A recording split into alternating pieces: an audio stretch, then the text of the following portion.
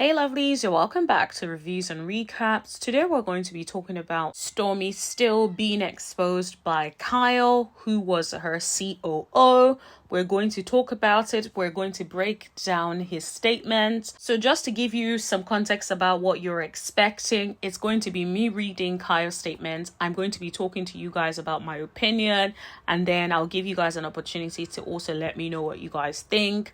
And then we'll continue the conversation in the chat. So if you're new to this channel, make sure you hit that subscribe button, tap that bell button right next to it so you know every single time that I post. And everyone, don't forget to like, share, and let me know what you guys think at the end of the video in the comment section below. So let's get into it. But before that, shout out to Here for Hot Tea and Empress Radio. So I first heard it on Empress Radio and realized that Here for Hot Tea actually broke the news. So shout out to both of them. So I'm going to read the statement. Hey everyone, hope all is well. I wanted to take a few moments to share something that has been on my mind. I'm heartbroken to share the news that I'm no longer working with Stormi Steele as Canvas's Chief Operations Officer. Stormi sent me a termination notice on Friday, July 26, stating that I was terminated as of July 22. Interesting. Let me explain or skip ahead to slide 6 for the summary of where things stand. Bless him. He knows that not everyone is going to have time to read the stuff. So shout out to him. Over the last 18 months, I've been working with Stormi Steele, founder and CEO of canvasbeauty, on rebuilding the legacy of the company. When we started working together, we began marketing body glaze to the world, making the start of a roller coaster ride of business with many ups and downs. The challenge was extremely difficult: turn around a business in debt that was losing money monthly and that had hundreds of unfulfilled orders from 2+ months back. Wow. When I was first onboarded to work on advertising, we would get customers complaining in the ads comment pretty much immediately. I quickly saw that more than marketing help was needed for a full recovery. I rolled up my sleeves, personally sending hundreds, if not thousands, of emails to customers, apologizing for the mistakes of the past, predating my time, and helping to right every wrong with limited budget and limited resources. Wow, that's very interesting. It actually sounds like he was like, okay, let's get into it. Let's focus on how to revive this business. Because yes, he's right. There were a lot of people speaking back in the day about canvasbeauty and not getting orders, all that sort of thing. It was like a very well-known sort of information within like sort of just YouTube. It was even a storyline that came up on Love and Marriage Huntsville. So there's no shock there. But I'm still reading. But there was a part of the challenge that I loved. I loved helping customers get what they deserved. I love having a part in making things right. I spent hours laying on my couch at night, writing customized apology emails. Wow. It sounds like he was doing even beyond his work. So he was even working beyond his working hours, staying up later at night, writing apology emails. Wow, that's quite interesting. And then he goes on to say, and even though I had been happy working on my own marketing business I co-founded, Cracker CJK, I like that he puts himself in there, plug yourself, hun. I felt the call of the wild to dive in headfirst into what would become the most challenging and rewarding project of my life. Wow. This was definitely well crafted with a lawyer as well, because some of the things he's saying, it's almost preparing it in such a way that he's preparing his case. Let's keep reading. Towards the end of April 2023, Stormi and I agreed for me to come on board as a future partner, joining her as her right hand with an agreement to split equity and profits. That is very interesting. I was not entirely sure where things stood with their business, but I noticed, if you guys remember the statement where he came out and was like coming after other people that were coming after Stormi and talking about her unfair business practices. Remember, he was talking about support Black business, all that kind of stuff. And I remember thinking like, dude, you don't know enough of what is going on yet. You're probably still new and it will catch up. I'm still reading. Towards the end of April 2023, Stormi and I agreed for me to come on board as a true partner, joining her as a right hand to split equity and profits. Oh, sorry, I already captured this. And then it goes on to say, we both saw the potential in one another, and after some initial traction, saw we were a dream team that was so powerful combined. Still reading. Even though I quickly helped the business as a whole turn profitable within just a few months, the lifestyle creep of the CEO would deplete the account. Wow. And just about every month that followed was gut punch after gut punch. New lawsuits from the past would pop up, debtors would circle back, and it even got to a point where our website was shut down from unpaid bills. I don't even know if I noticed canvasbeauty website being shut down. Let me know in the comment section below if you guys remember that ever happening. That would be quite interesting. I did not remember that. But that's quite interesting. Holding out hope and seeing the vision for success so clearly in my head, I forwent my monthly retainer and lent Stormi and the business somewhere between 30,000 to 40,000. I refused to give up after so much effort. Wow, he was really fully sold out. Because what person is lending a business that they don't actually own that percentage? Which makes sense because in his previous slide, he said they had agreed to be sharing the equity and the profits 50-50. Which meant he was now moving as someone who equally owns the business. Let's be honest, what business person that is coming in as an employee will come in and be diverting their personal cash or injecting their personal cash into the business? That does not make any sense. So it is clear from what he's telling us that he relied and believed in whatever agreement that they had had. So it's almost like, okay, there is an agreement, then there is reliance on an agreement to the detriment of that person, which I think is what he's trying to prove by providing us with this statement. Anyways, we're still reading. After more ups and more downs, around September of 2023, we finally struck big. We landed on expanding into TikTok Shop, and after some initial roadblocks, we quickly became the top-selling beauty products on the platform.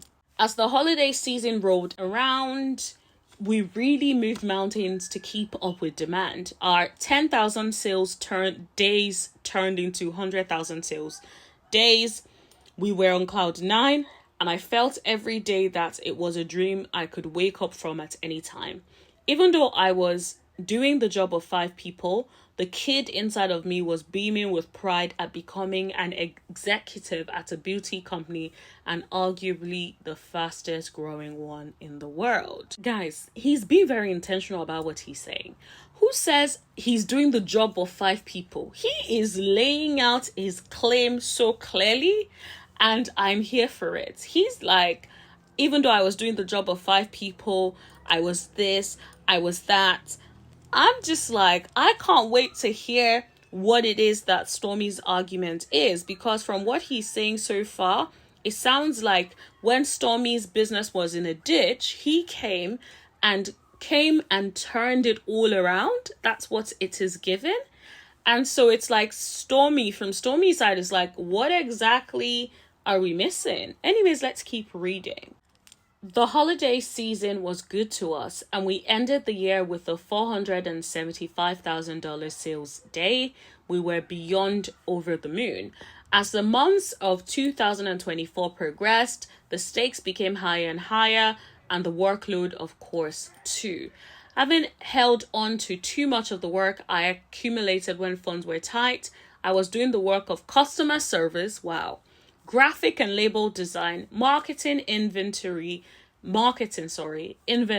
and supply chain management, human resources, payroll, finances, product development, business development, and vendor relations, including our favorite partner, TikTok. Wow, there is so much that can be said of that. He is listing all the jobs that he was doing in one. Think about it. All these different roles that require different people, he was doing all of that as one person. That is a lot of work for one person.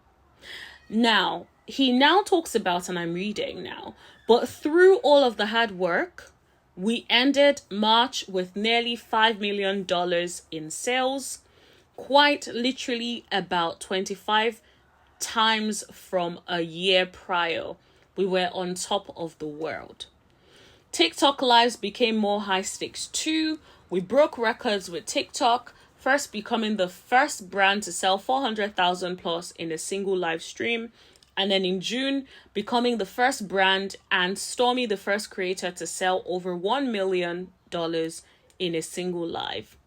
We did another live earlier this month in July of 2024, selling over $1.1 million of Canvas Beauty in a single day. In just under a year of TikTok, we sold over 20 million worth of products. The numbers and the story were simply unbelievable. Now, it looks like this man, through, of course, I'm not saying just him, but his influence on the brand as well as the brand as a whole, have been able to break these records. I want us to think about the amount of growth. Think about what Canvas Beauty was the year before Kyle came on. It wasn't doing well. It was in debt. Remember, she even cried on the show. Kyle came on and see all these growth, right? So to an extent, he has brought his expertise and knowledge to building this brand and should be duly compensated for that. What I also thought was interesting was that for a brand that is making this much headway and money, why is she not spending money on talent, recruiting people to do some of these things and take the workload off his hands? It doesn't make sense that you're making and doing all these sales and you're still doing all of this different aspects. You're no longer a small business that cannot hire a few people to do all of these things. You're telling me you can't hire an HR manager that you'll be paying, I don't know how much they pay HR managers in the US, but here some people get like £30,000. So like, you're telling me you can't spend money hiring an HR person, a product development person, business development person. You can do all of these things, but you're choosing not to do it because you want to be cheap. I don't know if you guys remember one of the previous videos I did. I explained that I feel like Stormi cut corners when it comes to employing staff, because if you're getting a lot of orders, why not employ more people to pack the orders? Why do you and your husband and a few of your family members have to do it? Why not get more people? And this is always the thing that I've always wondered with that. It's like, I'm not saying expense everything and spend so much. No, you want to keep your overheads low. But at the same time, I don't see anything wrong in getting some help when you need help. Anyway, still reading. I followed Stormi and the team back to Alabama after the most recent live to help pack and fulfill orders. Fulfilling $1 million worth of products from a single day is no joke, let alone all the other accumulated orders that came rolling in after. During this trip, Stormi and I had some business disagreements, but nothing out of the ordinary, and certainly nothing extreme, especially for two executives of the fastest growing beauty company. We hugged it out after every disagreement and continually reference our yin and yang mantra, a reminder that we were different but perfect complements for one another. I left to go home in California on Tuesday, July 16th. After a few days working at home, the relationship was business as usual until Thursday, July 18. Stormi had talked to me about wanting to get a business valuation, a 409A. I agreed, of course, wanting to know how much value we've created in the last year. I reminded Stormi about the importance of keeping books clean and was immediately met with rage like a switch flipped. Wow, that is crazy. I'm still reading. Rage Rage that I hadn't been reminding her to do certain things she said she would. Rage I hadn't hired a CFO. Rage that I was pushing back on some personal hiring decisions Stormi was suggesting. Rage is a very strong word. Like, that is crazy. If she was really lashing out because of those things that could easily be tweaked and adjusted, that is something crazy and very unprofessional and abusive, if we call it what it is. He says she immediately asked for a full list of everything I do, and in the same breath accused me of intentionally doing too much to try to make myself irreplaceable. Wow.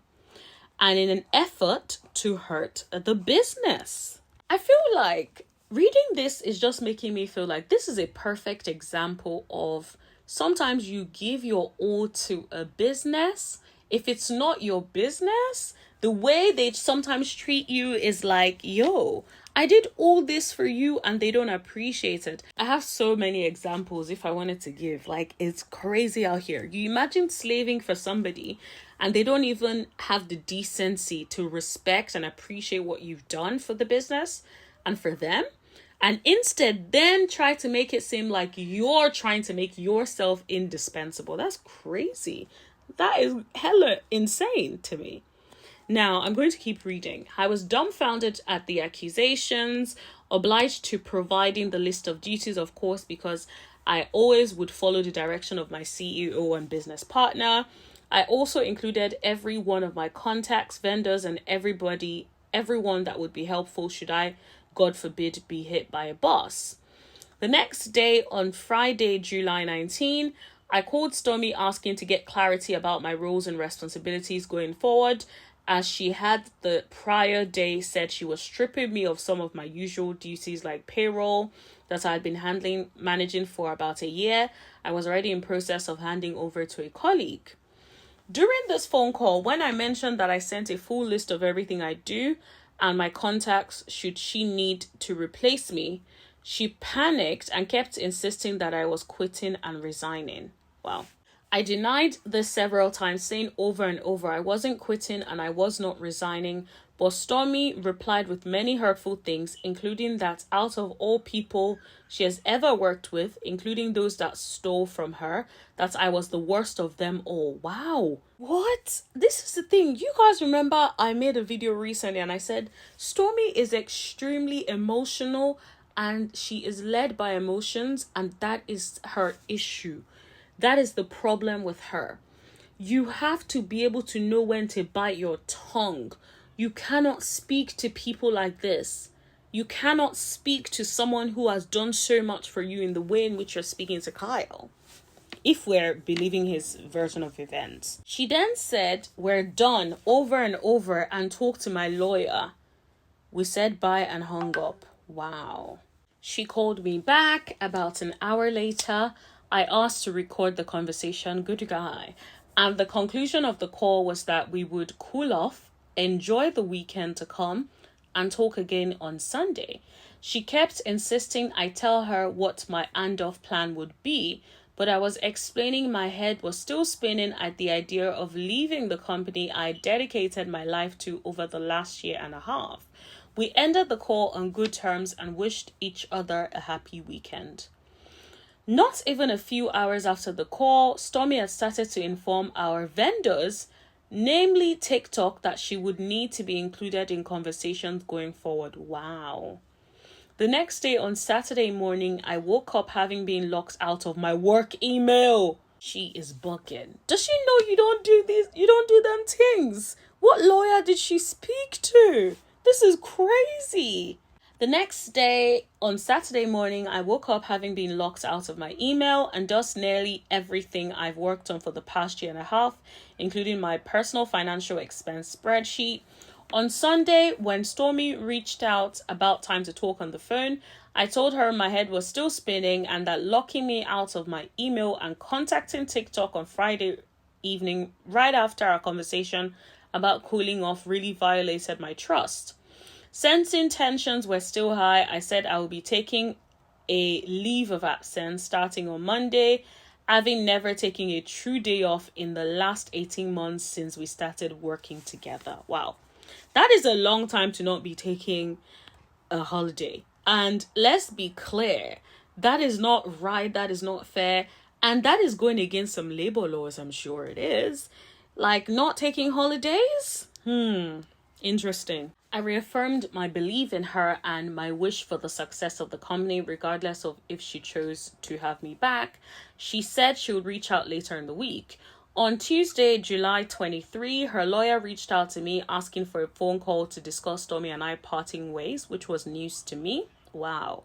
After explaining the situation of the last few days, how that officially parting ways was news to me, and how I didn't feel comfortable talking to her legal team without representation of my own, I didn't hear anything from them until Friday, July 26.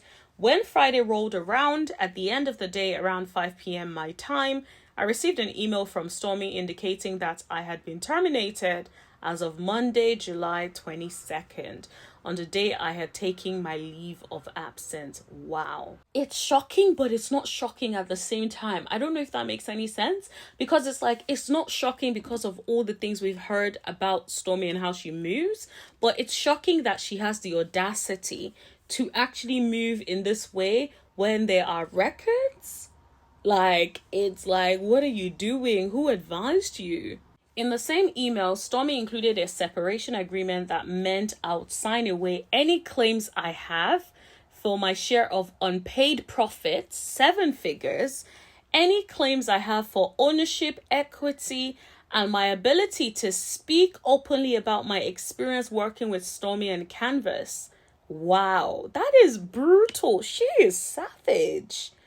Additionally, there was a portion of that agreement saying I could not work in the beauty products industry for 24 months, among many other things that could limit my career. Wow. All in exchange for 1 month's pay. Nah, she's got to be kidding me. If you're going to ask someone to sign such an agreement, you best be bringing the funds. Like, you need to be offering him a meal or so for him to decide not to work for another beauty industry for 24 months. Let's be clear. This is not something you made him sign initially when he started out. This is something you want him to sign as the agreement for him to leave. What makes you think he's going to sign this underhanded, extremely one-sided and extremely biased agreement? I will say she has audacity. She sure does. Because that is crazy to me. Whilst I'm going through this, are you guys listening to what I'm saying? You best be liking and let me know what you guys think in the comment section, because this is crazy. Now I'm going to keep reading. Of course I didn't sign. Yeah, go figure. At this point in time, I'm heartbroken to have been ousted by the person I have just short of dedicated my life to over this past year and a half.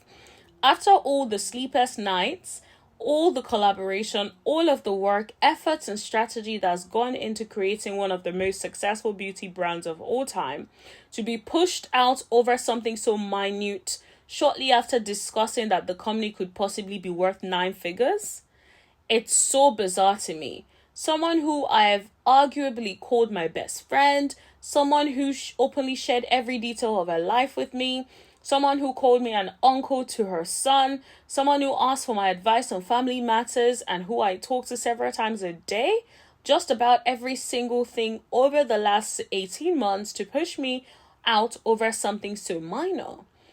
I'm sad to share that I have retained legal counsel, and while I hope for an amicable resolution, I will utilize every legal avenue available to me. And you should, sir. All that I'm asking for is what was promised to me. Yes, sir. Because I strongly feel, as she puts it in her own words, the night of the Valentine's Day gala, that I really did turn everything around. Oh, that is a nice way to put it and put a pin in it. Okay? That's a drops mic moment. He's like, in your own words, I'm going to use your own words. She better settle and give this guy some good coins, because from what we are reading, it seems that he has a claim, he has a case, a strong case against her. And it's just crazy. Like, how can you treat someone that has worked so hard, that's done so much for you? Even if there's a disagreement, okay, can we try mediation? What can we do differently? You don't just throw things away like that. And even if you're going to do that, it shouldn't be an emotional decision. Haven't you heard of, like, you can't just fire somebody? You need to have certain conversations with them. It needs to be documented. All of these things over a period of time before you can then fire them. Like, on this one, it's definitely looking like unfair dismissal. Now, we haven't heard her side of it, but it is very much looking like unfair dismissal. And the audacity to bring that separation agreement for him to sign, is crazy to me. But let me know what you guys think in the comment section below. I feel like I've been talking for a while. My mouth hurts. This is my longest video in a while. So make sure you like, share. Let me know what you guys think in the comment section below. And I'll talk to you in the next video. Bye.